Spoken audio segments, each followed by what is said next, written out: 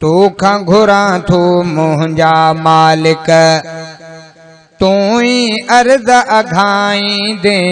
तोखां घुरा थो मुंहिंजा मालिक तू ही अर्ज़ अघाई दे।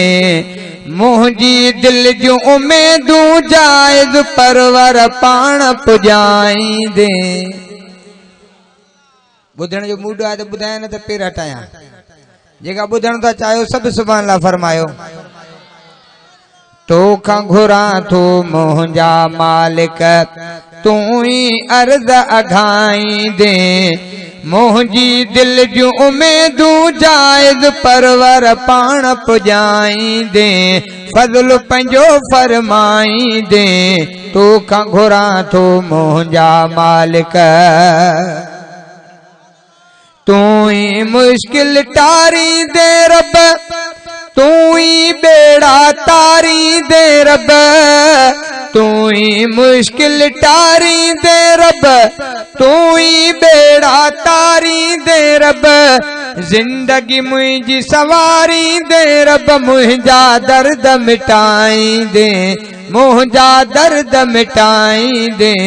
तोखां घुरा थो मुंहिंजा मालिक तू ही अर्ज़ अघाई दे। तोखां घुरा थो मुंहिंजा मालिक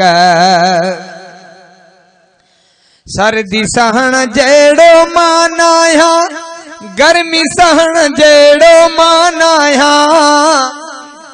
सर्दी सहण जहिड़ो मां न आहियां गर्मी सहण जहिड़ो मां न आहियां। सर्दी गर्मीअ जी सख़्तिन खां अजड़ो ॾेई ढकाई दे। फज़ल पंहिंजो फरमाई दे। तोखां घुरा थो मुंहिंजा मालिक चओ न सुभान अल्लाह। माण्हू मूंखे छा ॾेई सघंदा जे कुझु ॾींदा त मिहणा ॾींदा। माण्हू मूंखे छा ॾेई सघंदा जे कुझु ॾींदा त मिहणा ॾींदा। माण्हुनि जे मिहणनि खां मूंखे परवर पाण बचाई दे। फज़ल पंहिंजो फरमाई दे। तोखां घुरा थो मुंहिंजा मालिक तू ही अर्ज़ अघाई दे। तोखां घुरा थो मुंहिंजा मालिक तुंहिंजो खज़ानो अणखुट आहे का बि कमी रब तो वटि नाहे। तुंहिंजो खज़ानो अणखुट आहे का बि कमी रब तो वटि नाहे। तो दर झोल झली मूं आहे तो दर झोल झली मूं आहे। दर दर कोन पिनाई दे दर दर कोन रुलाई दे। तोखां घुरा थो मुंहिंजा मालिक लुड़क अखियुनि में आहिनि अक्सर रुअंदो आहियां कुंड में तो दर। लुड़क अखियुनि में आहिनि अक्सर रुअंदो आहियां कुंड में तो दर। लुड़कन खे मुर्कन में बेशक तू ही मिठा बदलाई दे। फज़ल पंहिंजो फरमाई दे।